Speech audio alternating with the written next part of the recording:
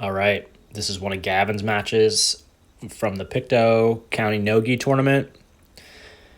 I like the start here, feeling it out on the feet, pulling on the guy's head, getting him to react. Didn't mess around too long. Guard pull coming up, which is good because you want to test it out on the feet, but I don't want people to feel like they have to wrestle the guy down. If you feel like you have a strong guard, pull guard, but you don't want to be too predictable either. So I like how he didn't pull right away. He pulls guard right here. Nice 2-on-1 grip, and he's right into a butterfly guard. See how he's immediately able to go into moves? You always want to start the match off on your terms. So however you start pulling or guard pulling is going to be important. And from here, Gavin does a really nice job of wrestling up. Gets on a single leg and forces the guy to his back. Watch again. So here, his opponent's pressuring in. Then Gavin starts to drive into him. See how he's trying to pull his leg out, but Gavin attaches to a single. And now his opponent tries to counter by looking for a Kimura or something, but he loses his balance and is forced to go to the bottom.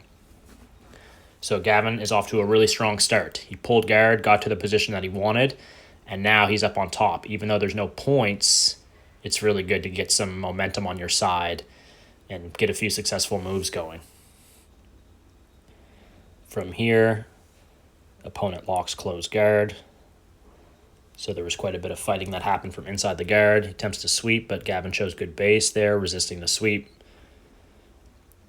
Trying to use his hands and his body to break the guard open.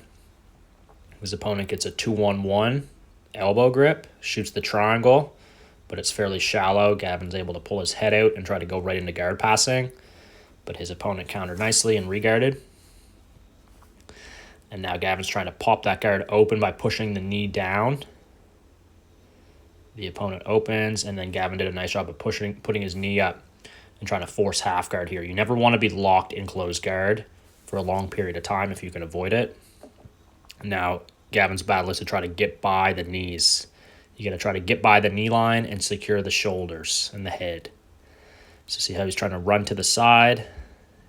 His opponent was doing a good job trying to block him with his knee, and he secured half guard.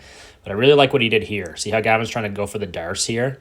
This immediately puts a lot of pressure on your opponent, like physically and mentally. They're trying to fight off a submission and maintain their guard.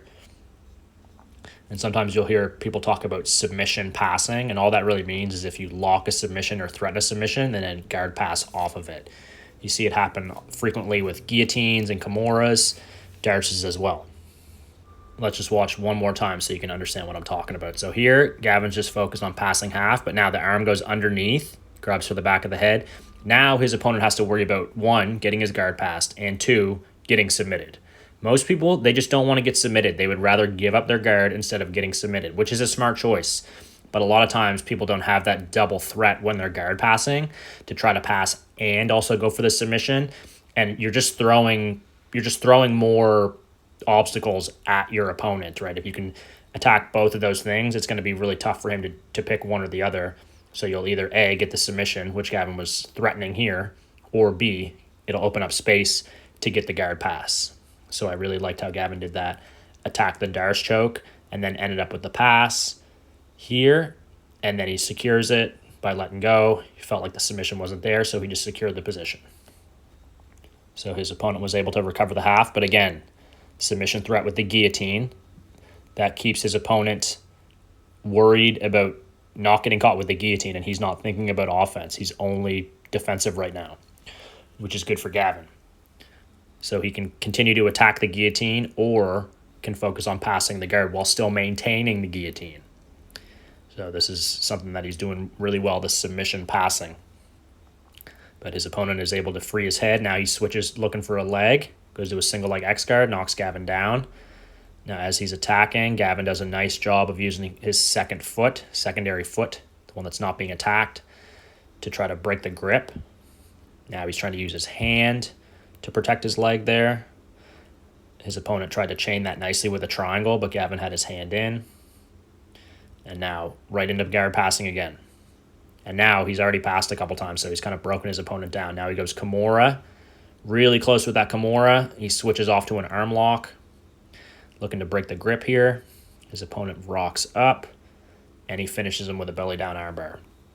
Beautiful submission. Let's watch one more time. Beautiful Kimura to armbar transition. Gavin secures the grip, and he starts to pull him up. Now, I think he could have finished the Kimura if he would have kept both knees on the floor from this position. See how he's kind of up on his left foot? He has the Kimura grip, but as he goes to apply it, he kind of loses his balance a little bit. And now see his leg kind of extends out. Now he's forced to transition to the arm lock. Here. Now he goes to break the grip. Nice job putting that leg through. He also had the option if he wanted to go to triangle, but he didn't. He was confident in the armbar, and you can see the hands separate. And as soon as they went belly down, he finished it off. Wicked armbar victory.